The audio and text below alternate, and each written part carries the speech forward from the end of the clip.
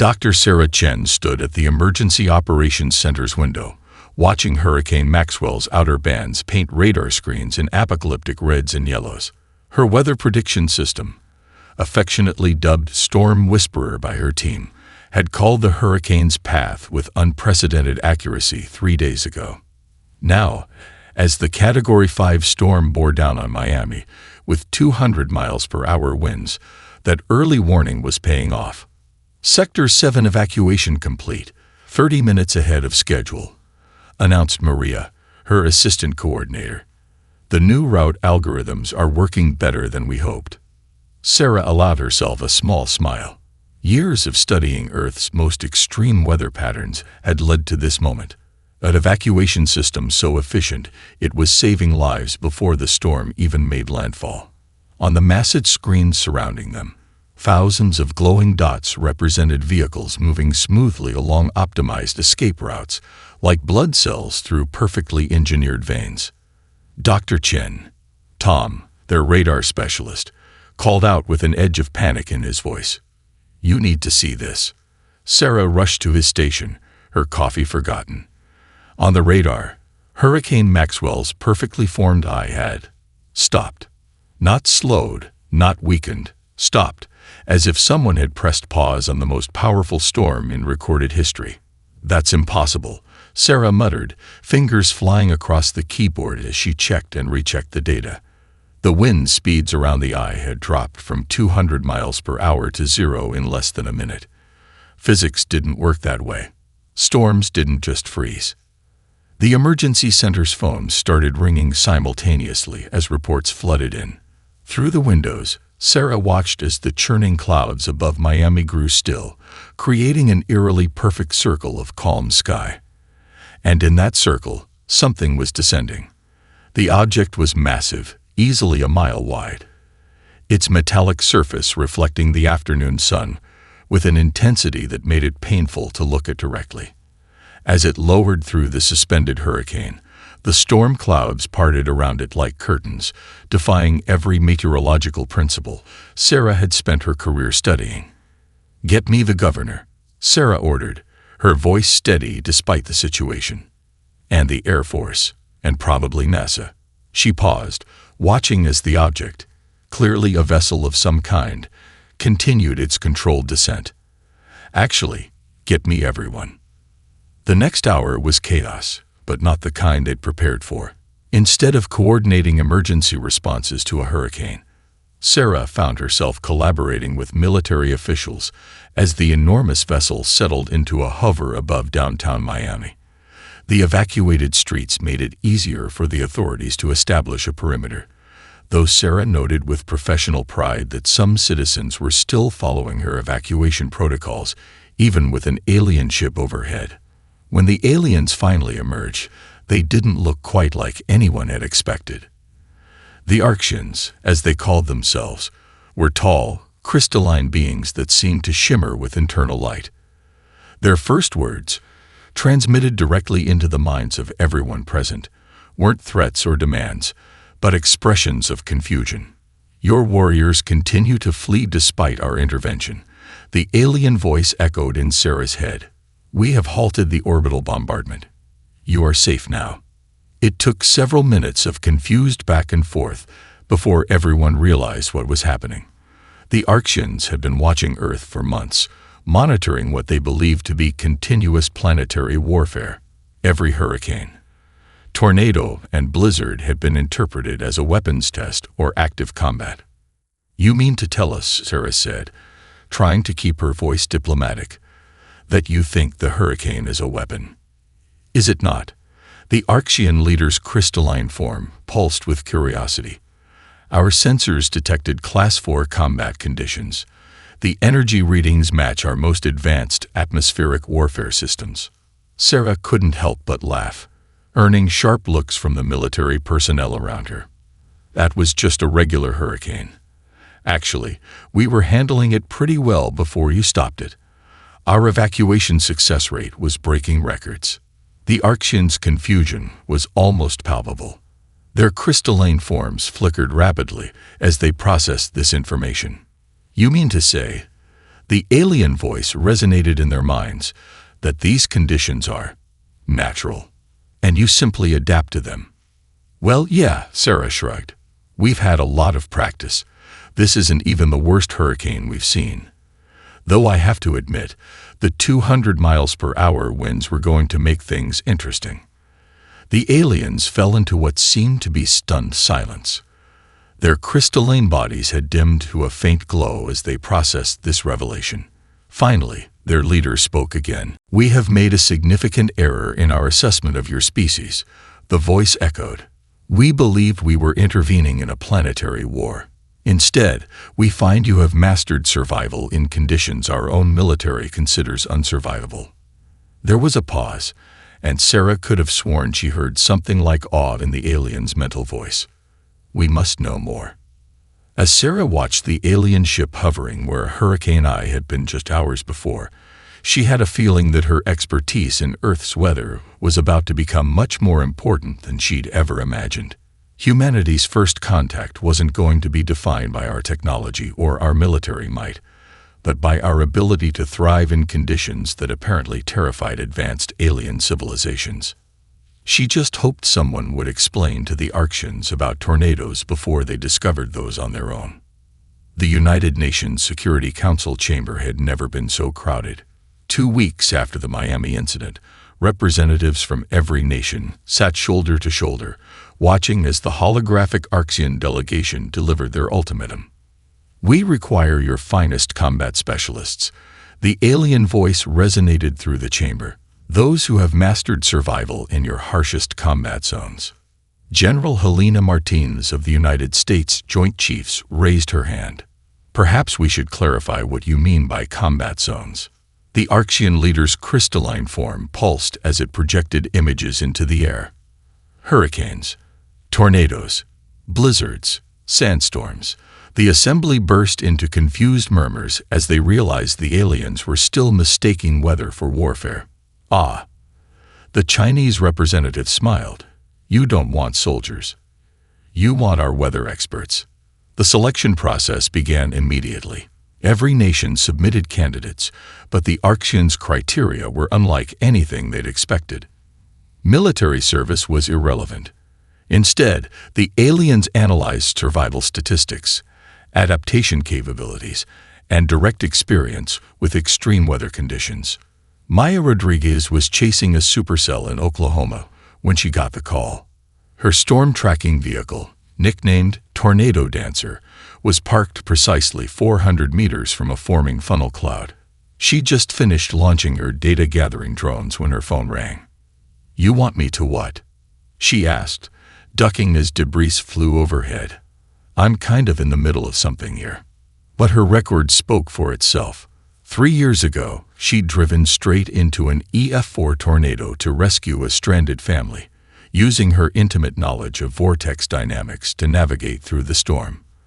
The Orcsians had marked that incident as elite combat extraction under extreme conditions. Dr. Viktor Petrokov's selection was equally unconventional. The Siberian meteorologist had survived 30 days alone when his remote weather station was cut off by the worst blizzard in decades. He'd maintained his research throughout the ordeal, documenting survival techniques that would later save dozens of lives.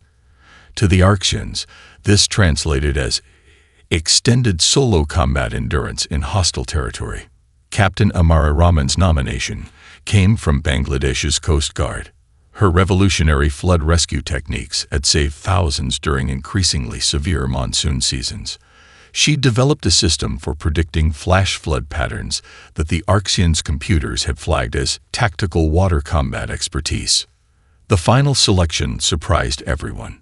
James Outback Cooper wasn't a scientist or a rescue specialist. The Australian bushfire prediction expert had gained fame for his almost supernatural ability to read fire behavior.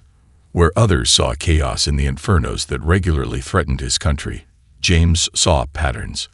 The 4 selected specialists were flown to a hastily constructed facility in Geneva. None of them had packed combat gear, despite the Orcsians' insistence on calling them warriors. Maya brought her weather sensors, Victor his cold weather research equipment, Amara her hydraulic modeling computers, and James his fire prediction algorithms. "So," Maya said, looking around at her fellow selectees, "anyone else feel like we're about to explain to advanced aliens that they've totally misunderstood Earth?" Victor smiled, his beard still frosted from his last expedition. "In Siberia, we have saying, the coldest winter is the one you're not prepared for. Perhaps aliens need to learn this wisdom." "They're not entirely wrong," Amara added, reviewing data on her tablet. "The skills needed to survive extreme weather aren't so different from combat training. Discipline, preparation, quick thinking." James lounged in his chair, boots on the table. "Plus, we all know what it's like to face something that could kill you without even noticing you exist. Weather doesn't care about our plans or technology. You either learn to read it, or you die." The Arxian delegation entered before they could continue. The aliens' crystalline forms had been modified to handle Earth's atmosphere, but they still shimmered with internal light. "Your combat credentials are impressive," the alien voice echoed in their minds. Few species could maintain such detailed battle records across multiple generations. Maya opened her mouth to correct them, but felt Amara's hand on her arm. The Bangladeshi captain had noticed something in the aliens' demeanor. "Fear. They're terrified of something," Amara whispered. "Something that uses weather as a weapon. Real weather weapons, not just our natural storms." The Arxian leader approached their table. "You will be transported to our primary training facility. There you will demonstrate the combat techniques your species has developed. We are particularly interested in your methods for predicting enemy attack patterns through atmospheric disturbances." The four humans exchanged glances. They were being recruited as military trainers by an advanced alien civilization, all because Earth's weather had accidentally turned humans into the galaxy's most weather-hardened species. "When do we start?" Maya asked, already wondering if her tornado tracking drones would work in alien atmospheres. The Arxian's response was immediate. "Now." The Arxian training facility hung in orbit around a gas giant, its crystalline structure reflecting the planet's swirling storms. As the human team stepped out of the transport vessel, they were immediately struck by how normal everything felt. "This is their Death World training environment," Maya whispered, checking her portable weather station. The temperature's a perfect 72 degrees Fahrenheit. Humidity at 45%, barometric pressure stable. It's like a spring day in Chicago. Victor consulted his own instruments. "Perhaps they are starting us with, how do you say, tutorial level." The Arxian facility commander, a towering crystalline figure they'd nicknamed Shimmer, approached with an entourage of observers. "We have prepared our most challenging combat simulation. Few survive exposure to these conditions." The chamber's environmental controls hummed to life. Wind began to pick up, and the temperature dropped several degrees. Sand particles filtered into the air, creating what the humans recognized as a mild, dusty day. James yawned. "Wake me when the actual test starts, yeah." But Amara had noticed something fascinating.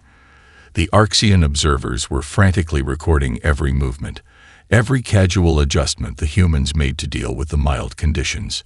When Maya absent-mindedly tied her hair back before the wind picked up, 3 aliens nearly tripped over each other, documenting the pre-combat preparation technique. "They're not testing us," Amara realized. "They're studying us. Everything we do instinctively is revolutionary to them." The team began to understand the magnitude of the situation. What the Arxians considered lethal combat conditions were merely inconvenient weather by Earth standards. Maya's basic storm safety protocols, taught to elementary school children, were being recorded as advanced survival techniques. "Should we tell them?" Victor asked, watching an Arxian researcher meticulously document how he'd adjusted his collar against the wind. "Not yet," Amara decided. "We need to understand why they're so interested. This isn't just academic curiosity." The simulation intensified. The wind reached what the Arxians announced as lethal velocities, about 35 miles per hour. Sand concentration increased to what would be considered a mildly hazy day in the Sahara. The aliens watched in astonishment as the humans continued casual conversations, automatically angling their bodies to minimize sand exposure, skills learned from countless beach days and desert hikes. Maya decided to experiment. She pulled out a basic weather vane, a child's toy by Earth standards, and began taking measurements. The Arxian observers erupted in excitement, their crystalline forms pulsing with intense light. The warrior deploys advanced sensor technology. One announced, "Observe how she interprets the combat patterns." James couldn't contain his laughter. "Mate, that's something we give to kids for science projects." But Maya had noticed something odd about the wind patterns. They were too regular, too predictable. "This isn't a simulation," she muttered. "This is a recording. They're playing back a weather pattern they've seen somewhere else." Victor confirmed her suspicion with his own instruments. His identical to morning breeze pattern, but has been weaponized somehow, given structure. Amara gathered the team close, keeping her voice low. "Remember what I said about them being afraid? I think we're not just dealing with natural weather anymore. Someone out there has figured out how to turn atmospheric conditions into actual weapons." The implications were staggering. Earth's weather had accidentally prepared humanity for combat against forces that terrified even advanced alien civilizations. Every thunderstorm, every blizzard, every hurricane had been a training session for a war they didn't know was coming. "So what's our play?" James asked, casually brushing sand from his sleeve as nearby aliens documented the advanced particle deflection technique. "We keep learning," Amara decided. "But we also keep watching. The Arxians aren't telling us everything about these simulations, and I want to know why." Maya nodded, then raised her voice. "Hey Shimmer, is this really the worst you've got? Because I've got to tell you, I've seen worse conditions at outdoor music festivals." The Arxian commander's crystalline form flickered with what might have been embarrassment. "We shall proceed to advanced scenarios tomorrow. You should rest and prepare." As the team was led to their quarters, they exchanged knowing looks. Tomorrow would bring harder tests, but also more clues. Earth's weather had given them an unexpected advantage in the cosmos, but now they needed to figure out exactly what they were being prepared to face. "One thing's for sure," Maya grinned, "we're about to show these aliens what real weather looks like." The second day of training began with what the Arxians called the Separator, a challenge that had supposedly broken the strongest alien combat units. The human team found themselves in a massive chamber where the environmental controls could replicate conditions across multiple zones simultaneously.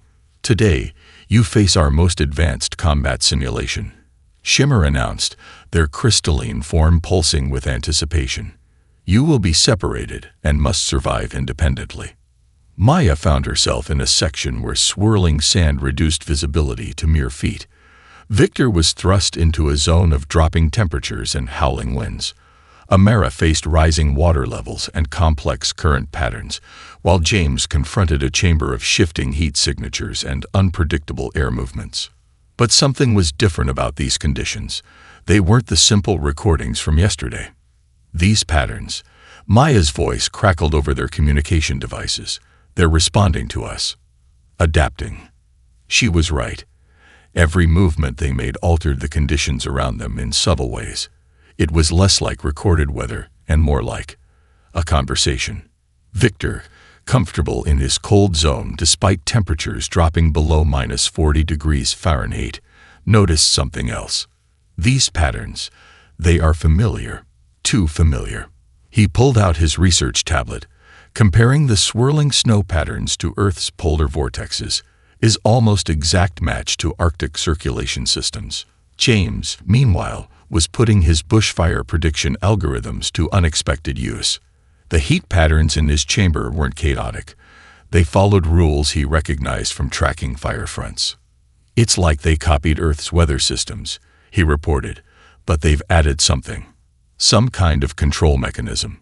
Amara, navigating through chest-deep water with practiced ease, made the next breakthrough.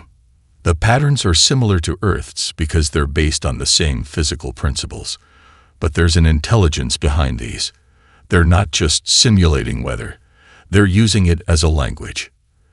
The team's casual handling of these lethal conditions had drawn a crowd of Arxian observers. The aliens watched in amazement as the humans not only survived, but began to analyze and adapt to the challenges. Maya deployed her weather drones, modified with Arxian technology. The data they sent back confirmed their suspicions. These weren't simulations at all. The facility was using actual weather control technology, just on a smaller scale.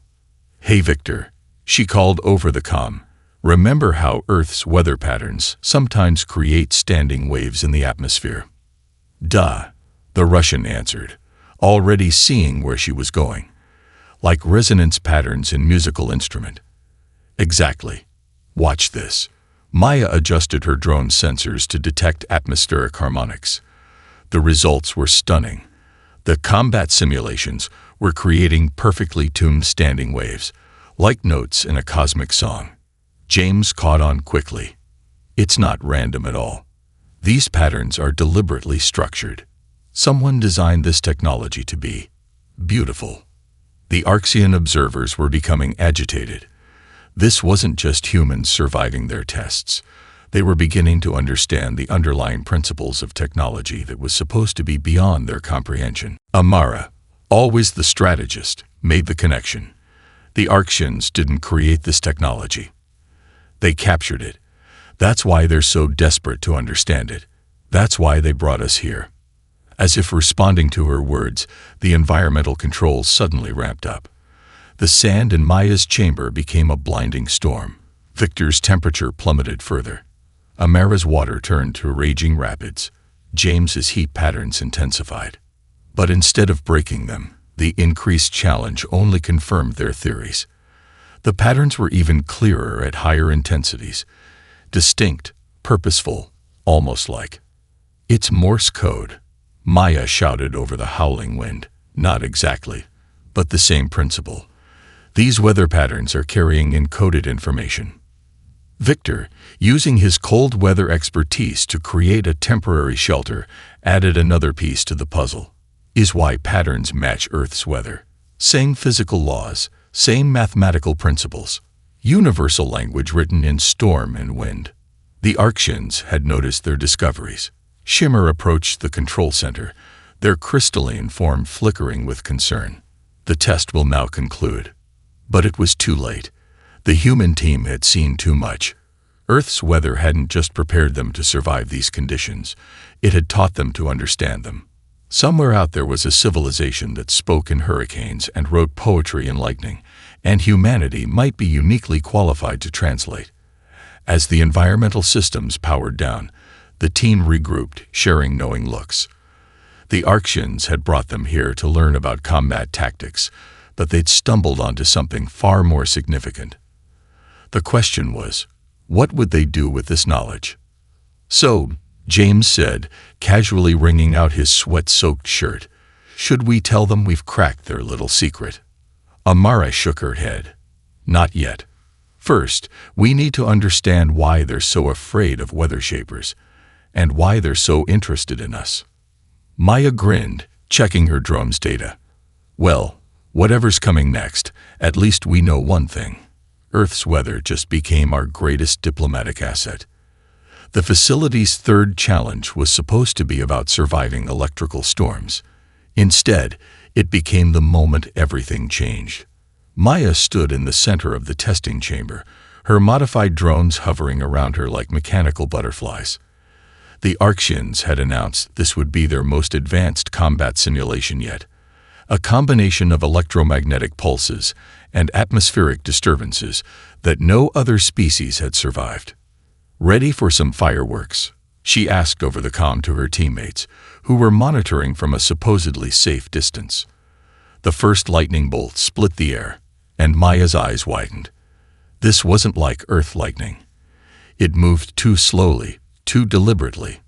The electrical patterns weren't random. They curved and spiraled with obvious intent. "Guys," she whispered, "this isn't a weapon. It's calligraphy." Her drone sensors were capturing everything. The lightning wasn't striking to cause damage. It was drawing patterns in the air, leaving traces of ionized particles that formed distinct shapes before fading. Victor's voice crackled over the comm. "Is like aurora borealis, but controlled. Precise. In Siberia, we say northern lights are spirits dancing. Maybe not so far from truth." Amara, analyzing the data streams from Maya's drones, made the crucial connection. The patterns match atmospheric wave functions. They're using lightning to draw standing wave patterns in the air, the same patterns we discovered yesterday. James, who had been unusually quiet, suddenly spoke up. "It's not just patterns. Look at the timing between strikes. It's regular, like a heartbeat, or a clock." Maya directed her drones into a new formation, capturing the lightning display from multiple angles. The Arxian observers were getting nervous, their crystalline forms flickering rapidly as they whispered among themselves. "The Tempestary," one of them finally said, the telepathic voice heavy with fear. "They are reaching out." "The who now?" James asked, but Maya was already putting it together. "The weather shapers you're so afraid of," she said, turning to face the Arxian observers. "This is their technology, isn't it? But it's not a weapon, it's their voice." Shimmer stepped forward, their crystalline form dimmed with what might have been shame. "We discovered their installations across multiple star systems. We assumed they were weapons of mass destruction. Our military seized them, tried to understand them, but all we could do was create crude simulations." "Because you were studying them wrong," Amara interjected. "You thought they were weapons because you couldn't imagine weather being anything else. But we grew up with weather as a natural force.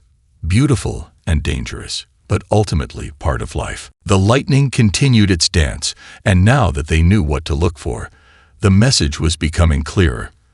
Maya's drones were capturing what appeared to be a regular pattern of mathematical constants, pi, phi, simple number sequences. "It's a primer," Victor realized. Like SETI researchers predicted, first contact through universal mathematical constants. The Arxians were losing control of the situation, but the human team was too fascinated to care. They had stumbled onto something unprecedented, a civilization that had evolved to communicate through weather patterns, reaching out across the galaxy.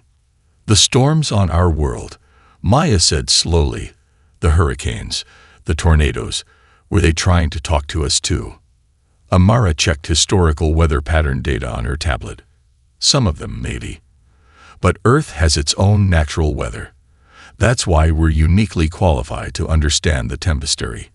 We can tell the difference between natural patterns and artificial ones." Suddenly, every electronic device in the chamber began receiving the same signal, a complex atmospheric pattern that matched Earth's jet stream perfectly. "They know we're here," James whispered. "They know we can understand them." The Arxians moved to shut down the chamber, but Maya held up her hand. "Wait, they're not attacking. They're inviting us to answer." She looked at her teammates, seeing the same understanding in their eyes. Earth's harsh weather hadn't just prepared them for survival. It had taught them to read the language of a civilization that spoke in storms.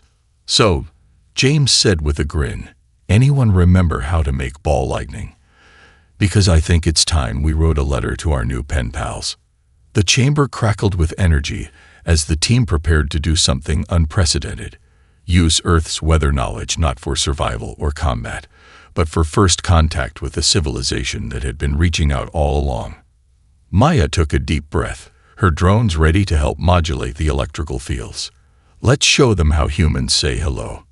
The next 48 hours in the Arxian facility became a crash course in atmospheric linguistics. While officially continuing their combat training, the human team worked feverishly to decode the Tempestary's weather-based language. "It's all about harmonics," Maya explained, her drones projecting a holographic model of atmospheric wave patterns. "Every message creates specific resonance patterns in the air.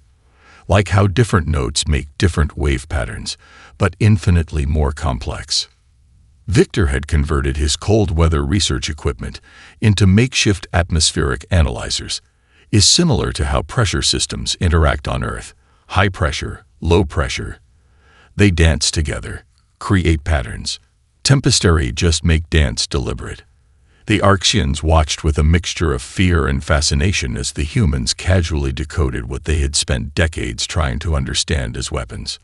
Amara had set up a translation matrix, correlating known weather patterns with their apparent meanings. "Look at this," she said, pointing to a particularly complex storm formation. "This pattern, it's practically identical to a monsoon cycle, but they've added subtle variations that change the meaning.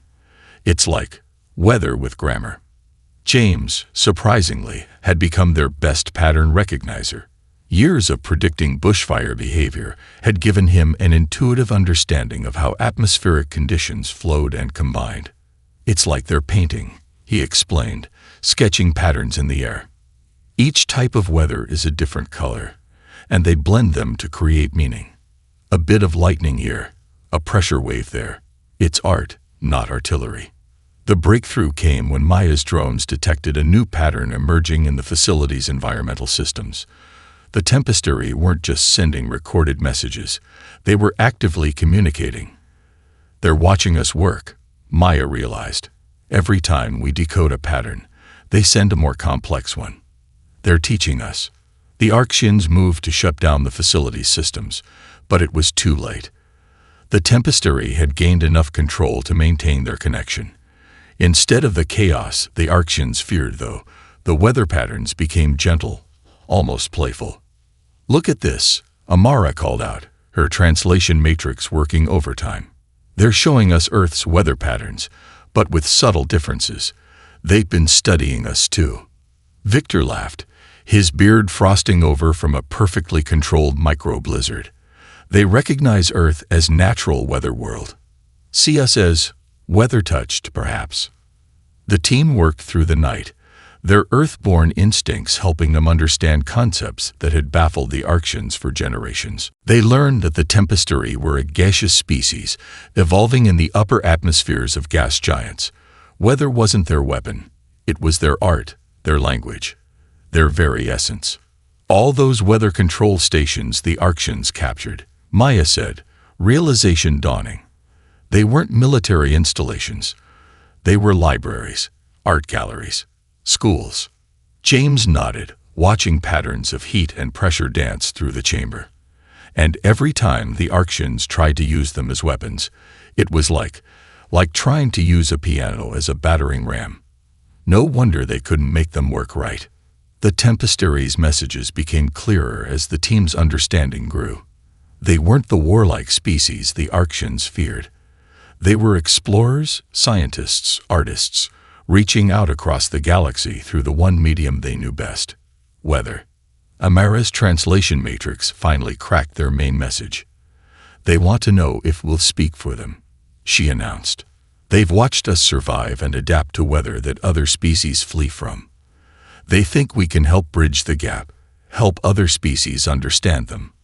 "Well," James grinned, "we did spend our whole lives learning their language without even knowing it. Seems a shame to waste all that practice." The Arxian observers had fallen silent, their crystalline forms dimmed with the realization of their centuries-long mistake. What they had seen as a galaxy-spanning weapons network was actually an attempt at peaceful communication. Maya looked at her teammates, seeing the same excitement in their eyes. "Should we show them what Earth weather experts can really do?" Victor smiled, already adjusting his instruments. "In Siberia, we say, best way to understand storm is to dance with it." "Then let's dance," Amara said, her fingers flying over her translation matrix. "Time to show two advanced alien species that humanity's greatest strength isn't surviving weather, it's understanding it." Around them, the chamber's environmental systems hummed to life, ready to transmit humanity's first official message to a civilization that spoke in storms. Earth's harsh weather had prepared them not for war, but for something far more important: becoming the galaxy's first weather diplomats. The human team's plan was either brilliant or insane, possibly both. They were going to use the Arxian facility's environmental systems to create a microcosm of Earth's weather patterns, essentially composing a symphony in the Tempestary's native language. "If we can pull this off," Maya said, her drones positioned strategically around the chamber, will demonstrate that we understand both the science and the art of their communication. The Orcs were adamantly opposed to the idea. The systems are not designed for this level of complexity, Shimmer warned. You risk catastrophic failure. Actually, James countered, studying the facility's specifications, you overbuilt these systems trying to weaponize them. They're capable of far more subtle control than you ever attempted. Amara had already begun programming her translation matrix with Earth's most distinctive weather patterns. We'll start with something simple, the daily sea breeze cycle. It's a perfect example of natural harmony. Victor took charge of the cold weather systems.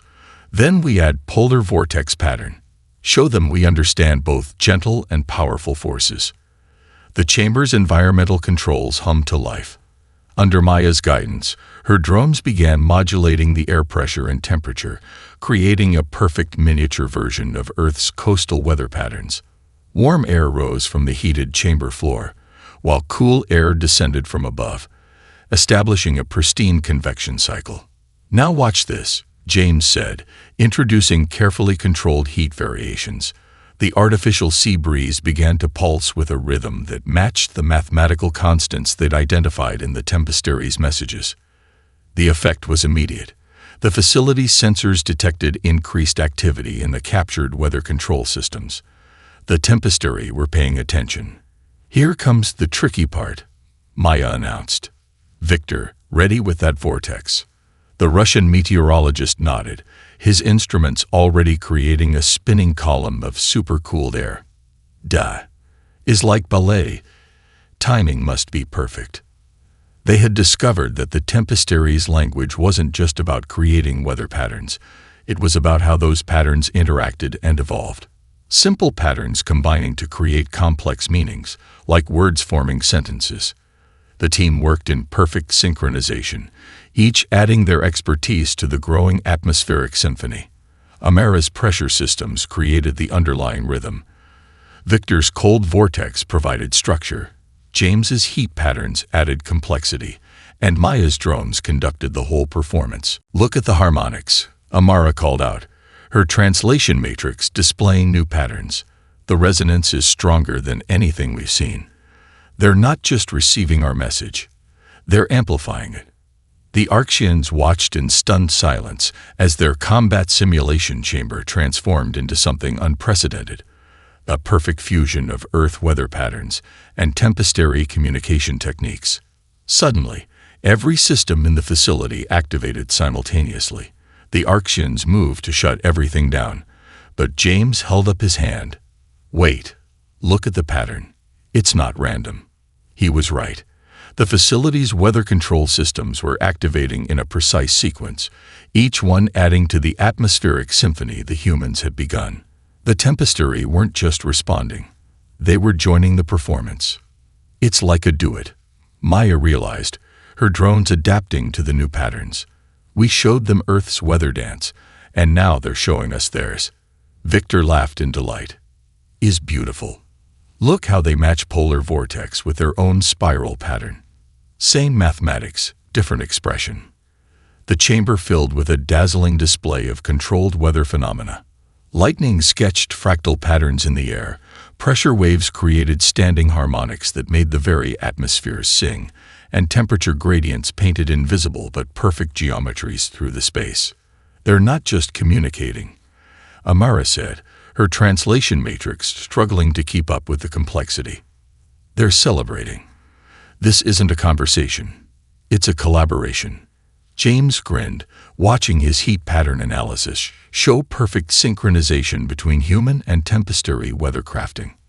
Not bad for a bunch of primitives who just learned to talk yesterday. The Orcs' crystalline forms flickered with a mix of emotions as they watched their feared adversaries and their primitive human consultants create something that defied their understanding of both weather and warfare. Maya directed her drones into a final formation, preparing to conclude the performance. Ready for the final? Her teammates nodded, each preparing their systems. In perfect synchronization, they began to power down their weather patterns, not simply stopping them, but letting them fade in a controlled diminuendo. The Tempestary followed suit, their patterns interweaving with the humans in an elegant conclusion. As the last harmonics faded, the chamber fell silent. Then, through every speaker and sensor in the facility, came a new message from the Tempestary.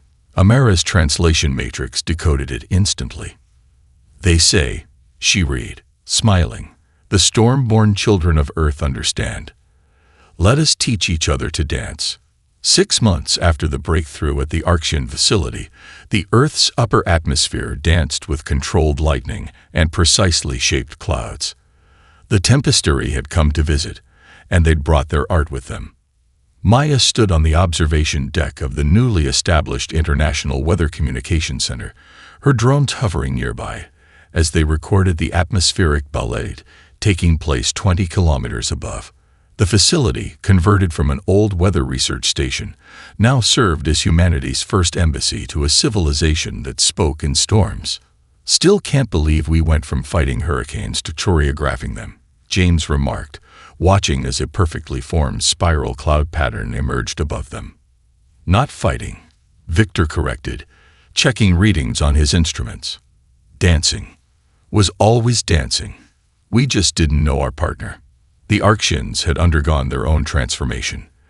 Their military training facility was now the galaxy's premier center for atmospheric arts and communication. Shimmer, once their military commander, had become the first Orcsian student of Tempestary weathercrafting. "The morning forecast is coming in," Amara announced from her translation station. The Tempestary had begun each Earth day by crafting weather patterns that combined functionality with artistic expression. Practical meteorology transformed into performance art. Above them, clouds swirled into complex formations that were both beautiful and meaningful. Temperature gradients and pressure systems moved with deliberate grace, telling stories in a language that humanity was finally learning to read fluently. "They're talking about establishing a new cultural exchange center in the Horsehead Nebula," Amara translated, her matrix now capable of parsing even the most subtle weather speak. Apparently, the plasma storms there create amazing acoustics. The team had discovered that the Tempestary experienced weather the way humans experienced music, as both an art form and a fundamental part of their culture. Earth's natural weather patterns were like folk songs to them, endless variations on universal themes. Maya's drones captured a new pattern forming high above. "Look at this. They're recreating the great red spot of Jupiter. But they've added elements from Earth's hurricane systems. It's like weather fusion music." "Speaking of fusion," James added, "wait until they see what we've been working on." The team had spent months developing what they called weather orchestration, the art of combining Earth's natural weather patterns with Tempestary communication techniques. Today would be their first major performance. "Ready?" Maya asked, her drones moving into position. Her teammates nodded, taking their stations. The performance began subtly. First, Victor introduced a high-altitude temperature gradient that mimicked the aurora borealis. Then James added heat patterns that made the air shimmer like outback mirages. Amara contributed pressure systems that created harmonic waves through the atmosphere. Maya's drones coordinated it all, weaving the elements together into a coherent message. Above them, the Tempestary responded with their own patterns, the two species' weathercrafting styles blending into something entirely new. "Look at the Orcsians," Amara whispered, nodding toward their crystalline observers. The former warriors stood transfixed, their forms pulsing in rhythm with the atmospheric symphony above. "They're learning too," James noted. "Yesterday, I saw Shimmer creating small-scale pressure vortices. Not bad for someone who used to think a light breeze was a weapon of mass destruction." The performance reached its crescendo. In the skies above, human and Tempestary weather patterns danced together, telling the story of their unlikely friendship. Natural phenomena became language, language became art, and art became understanding.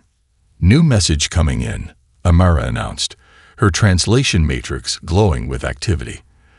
"They say this is better than anything they could have hoped for. We're not just learning their language, we're adding to it."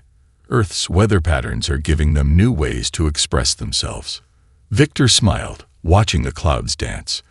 In Siberia, we say weather is world's oldest story. Now we help write new chapters.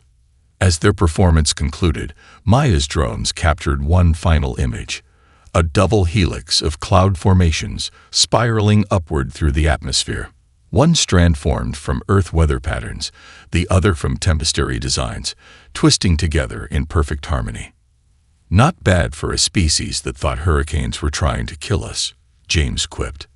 We've come a long way, Maya agreed, then laughed as her instruments picked up a new pattern forming. Oh, you'll love this. They're asking if we can teach them about rainbows. Above them, the sky continued its endless dance, no longer a challenge to be survived, but a conversation to be joined. Earth's harsh weather, long seen as one of humanity's greatest adversities, had become their greatest gift to the galaxy, teaching them to speak in storms and dance with the wind. So, Amara asked, already working on the translation, how do we explain rainbows to a species that paints with clouds? Maya grinned, her drones ready for a new challenge. The same way we learn their language, one pattern at a time, with style and patience. She looked up at the shifting sky. After all, every good conversation starts with a little bit of light and water.